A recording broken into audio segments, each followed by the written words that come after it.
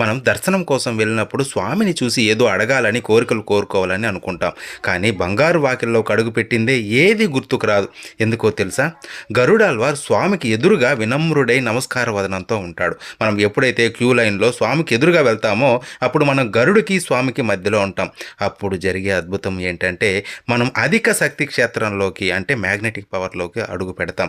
మన mind block అవుతుంది.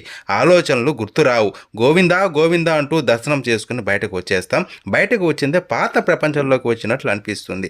మీరు ఇలా ఎప్పుడైనా ఫీల్ అయ్యారా?